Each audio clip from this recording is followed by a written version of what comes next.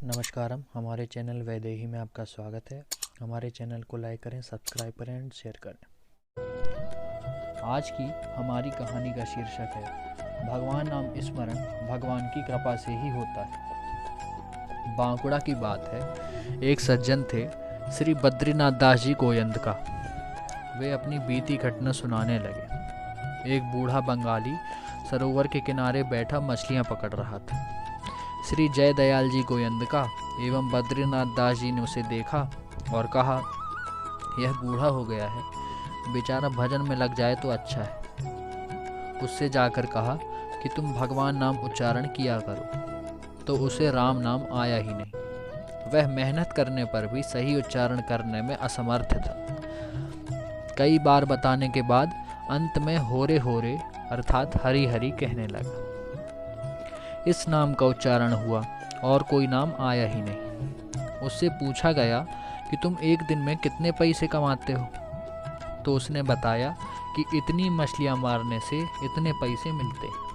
तो उन्होंने कहा, उतने पैसे के चावल हम तुम्हें दे देंगे, तुम हमारी दुकान में बैठकर दिन भर होरे होरे अर्थात हरी हरी किया करो।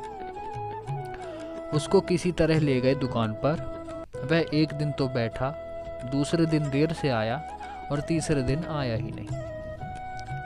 फिर 2-3 दिन बाद जाकर देखा, वह उसी जगह पर धूप में मछलियां पकड़ता हुआ मिला। उन्होंने उससे कहा कि तू वहां दुकान में छाया में बैठा था, क्या तकलीफ थी? तुमको यहाँ जितना मिलता है उतना अनाज तो हम तुम्हें दे देंगे, केवल दिन भर बैठकर हरी हरी कीर्तन करना है। उसने कहा, मुझसे नहीं होगा। वह दुकान पर बैठ नहीं सका। इस घटना से यह सिद्ध हुआ कि पापी का मन कभी शुभ काम में नहीं लगता है। श्री तुलसीदास जी महाराज ने कहा है, तुलसी पूरब पाप ते हरि चर्चा न सुहात, जैसे ज्वर के जोर से भूख विदा हो जाए।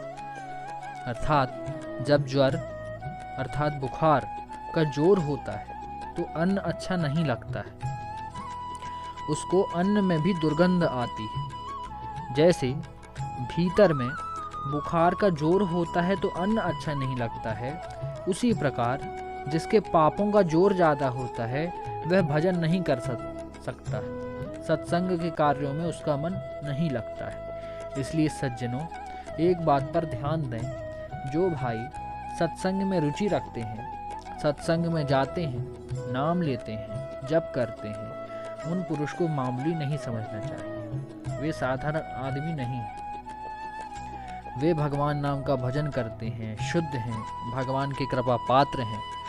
परंतु जो भगवान की तरफ चलते हैं उनको भी अपनी बहादुरी नहीं माननी चाहिए कि हम बड़े अच्छे हैं। हमें तो भगवान की कृपा माननी चाहिए, जिससे हमें सत्संग, भजन, ध्यान का मौका मिलता है।